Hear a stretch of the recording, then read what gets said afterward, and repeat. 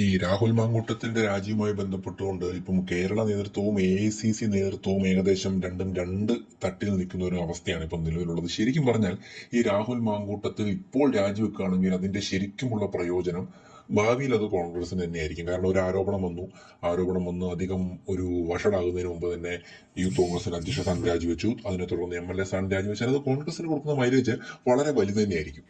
ഇതിനോട് ഏതാണ്ട് സമാനമായ ഒരു അവസ്ഥ തന്നെയായിരുന്നു ഒരു 2 മാസം 3 മാസം മുൻപ് ഈ ഹേമ കമ്മിറ്റി റിപ്പോർട്ട് വന്ന സമയത്ത് ഈ മുകേഷിൻ്റെ കാര്യത്തിലുണ്ടായിരുന്നു. അന്ന് പാർട്ടി സ്വീകരിച്ചൊരു നിലപാടെന്ന് പറഞ്ഞു കഴിഞ്ഞാൽ മുകേഷിനെ സംരക്ഷിച്ച് പിടിക്കുന്ന ഒരു നിലപാട് തന്നെയായിരുന്നു. മുകേഷ് രാജിവെക്കേണ്ട, ഇപ്പോൾ രാജിവെക്കേണ്ടതില്ല എന്നൊരു നിലപാട് തന്നെയായിരുന്നു CPM. ഇത് ശരിക്കും പറഞ്ഞാൽ കോൺഗ്രസിന് എങ്ങനെ ഗുണം ചെയ്യും എന്ന് വിചാരിച്ചിട്ടുണ്ടെങ്കിൽ, അതായത് ഇപ്പോൾ രാഹുൽ മാങ്കൂട്ടത്തിനെ സമ്മർദ്ദത്തിലാക്കി ഇപ്പോൾ പ്രതിപക്ഷ നേതാവ് പറയുന്നത് പോലെ രാജിവെക്കുകയാണെന്നുണ്ടെങ്കിൽ അവർക്ക് ധൈര്യമായിട്ട് പറയാം, CPM-നെ പോലെ ഒരു ആരോപണം വന്നു, ഇത്ര ഗുരുതരമായ ഒരു ആരോപണം വന്നിട്ട് സംരക്ഷിച്ച് പിടിക്കാൻ കോൺഗ്രസ് ശ്രമിച്ചില്ല.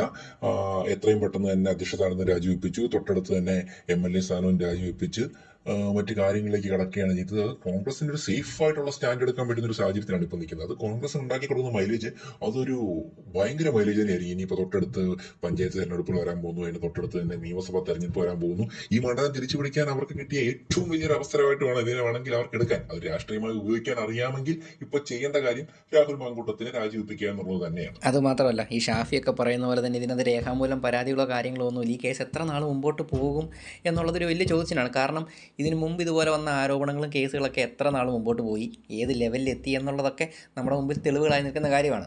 അപ്പോൾ തെളിയിക്കപ്പെടാത്തൊരു കേസിനെ സംബന്ധിച്ചിടത്തോളം ഈ പറയുന്ന രാഹുൽ മാങ്കൂട്ടത്തിനാണേലും പിന്നെ പറയാം, ഈ കേസ് ആരോപണം വന്നു, ഞാൻ രാജിവെച്ചു, തെളിയിക്കാൻ പറ്റിയില്ല, എന്ത് ചെയ്യാൻ പറ്റും, ഒന്നും ചെയ്യാൻ പറ്റിയല്ലോ, രേഖാമൂലം ഒരു പരാതി പോലും നിലവിലില്ല എന്നുള്ളൊരു സാഹചര്യം കൂടെ നമ്മൾ കണക്കിലെടുക്കണം. ഇതേ കാര്യം തന്നെ ഞാനും പറഞ്ഞു.